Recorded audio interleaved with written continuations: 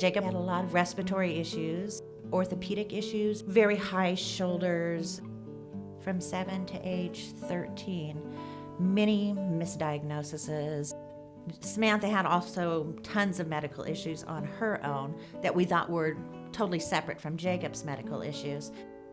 Russell wasn't saying as many words as some of the kids his age that I noticed, and you kind of just pick up on a few things as a parent. We would spend 6 weeks with test after test after test. It really wasn't until I was about 7 years old. My grandfather was coming over to visit. He mentioned to my mom that I wasn't walking right.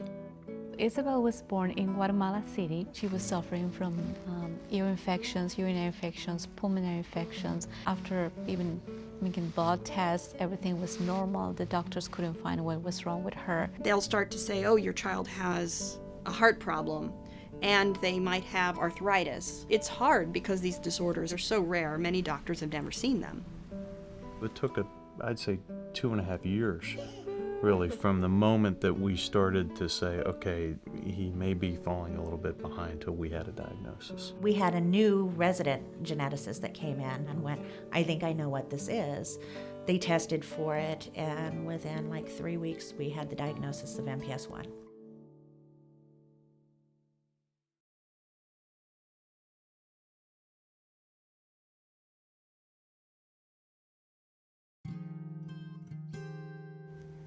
Once Scotty was diagnosed, it's a big, long process. First, it just devastates your world. And then your emotions are, then you become mad. A tremendous number of thoughts. I mean, obviously despair. You don't know what to expect. MPS stands for mucopolysaccharidosis, lysosomal storage enzyme disorder. I couldn't even say the word. I'm like, muco what? It's a daunting word for a family to hear their child has this. But the disease itself, as complicated and as difficult as it is really simple at the base of it. Enzymes are the body's tools. Your body is full of different enzymes. These are the hammers, the screwdrivers, the saws. These are the pieces of tools that help you build your body and break it down. Each of the MPS orders is missing a different enzyme, and that leads to somewhat different clinical problems. We don't really know what is it about the mutation or the amount of storage material that determines why someone has neurologic disease and some other patients don't.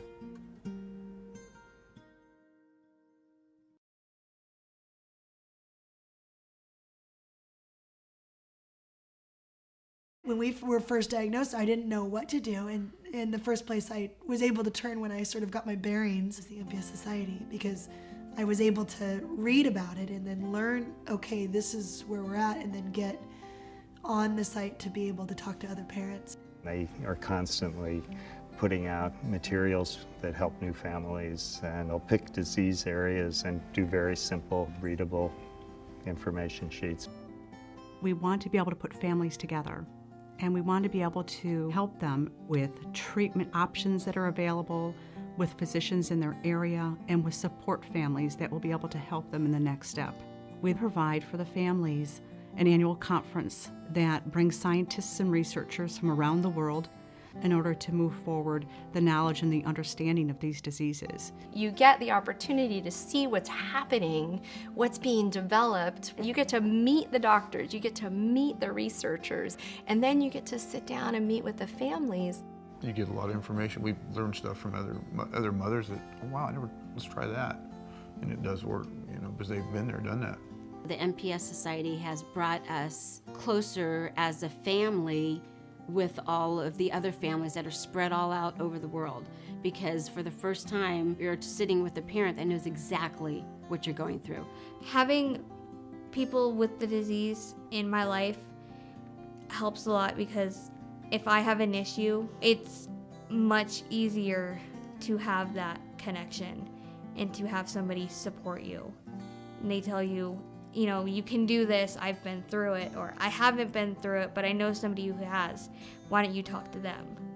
That's what really totally changed my whole life around, is just having that somebody else, somebody to talk to, somebody to share with. This support system is critical to families.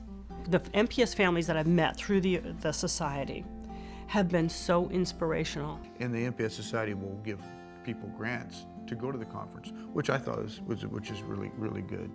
The National MPS Society provides tools at the conferences to help you advocate in your schools, advocate with your doctors, raise awareness among the community, so that your child isn't looked upon differently than any other child. To the extent that the MPS Society can just make the day-to-day life better for the family, that is a miracle to many of the families that I've met. Our family support programs and the money that we raise helps provide medical durable goods. It helps provide scholarships to conferences, scholarships to go on to university and continuing education programs. We provide travel assistance to physician appointments. I can't imagine doing this and going through this 20 years ago when those resources didn't exist. People ask us how we do it. And there's, we've got our faith, we've got our family, we've got the MPS Society.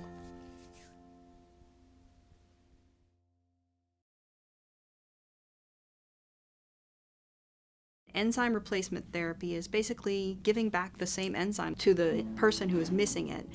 When the enzyme is administered intravenously, it gets into cells. It allows the cells to function more normally. It's not a cure, but it's able to put some halting to the disease's progression. MPS 1 was our first treatment that was developed. In those first 10 patients, within a few months, we began seeing important changes in their bodies that really said this was going to help them. Before treatment, I couldn't walk very far. I couldn't breathe. I was constantly sore. It was plagued daily with just killing migraine headaches. Within 6 weeks, the headaches were gone.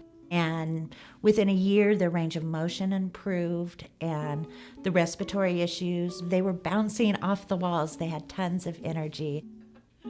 This was a major transformation for these patients and families, and the fact that one was working opened the door to others. Today we have treatments for MPS 1, MPS 2, MPS 6. Scotty's been doing this drug for 5 years. It's definitely slowed the progression down. Yeah, Scotty's considered severe. When he first got it, you could really see him, he just feel better. Of course he's getting older, which is, it helps the disease, it doesn't stop the disease. I can guarantee that once you receive the medicine, you're gonna see improvement really, really quickly. It's gonna be a huge difference in your life. Currently, we don't have a treatment for MPS 4A, 4B, for MPS 7, for MPS 3, and for mucolipidosis. MPS 4A is molecular disease, is in clinical development, and MPS 7 is something that's just beginning. MPS 3, the Sanfilippo patients, they're the ones that have been missing, and they've felt left out. You have the problem that MPS 3 is a disease of the brain. And for enzyme to get into the brain, it has to cross something called the blood-brain barrier. Our bodies are engineered to protect our brain cells from stuff that circulates in the blood. It is harder to treat the brain than it is to treat physical disease. We're working on a way to develop an enzyme treatment using the cerebrospinal fluid as a delivery system.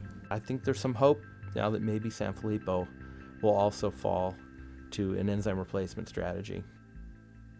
The mucolipidoses are also a complex related disease to the MPS disorders.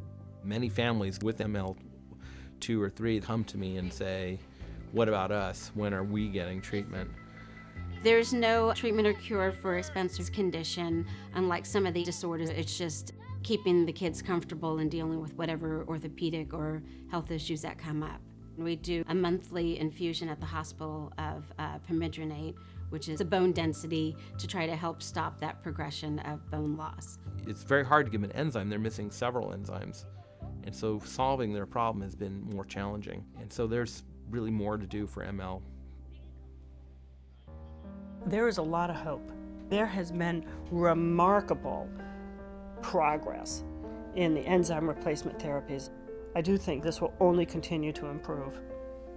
I think there will eventually be a treatment that you apply once that will have long-lasting effects, unlike enzyme therapy, which requires repeated administration. Perhaps that's gene therapy. There are a lot of good projects coming on.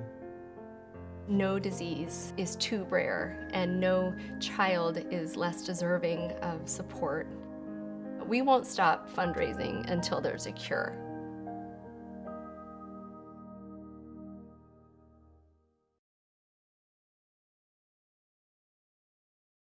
There's that pit right after the diagnosis where, everything looks bleak, and a good bit of advice would be don't hunker down, right? There's going to be that period of time where you do, and you're absorbing what's going on, but as fast as you can, try to break out of that and just network, because it is going to help. Educate yourself about the condition, because you are going to be your child's advocate. I think the society helps you to ask some of the right questions, or, this worked for such and such family, maybe it would work for Billy. And you also very likely will know more because you've got the day-to-day experiences. So I think the more you can collaborate and get a good group of physicians around you, the better off you're going to be. You have to have hope.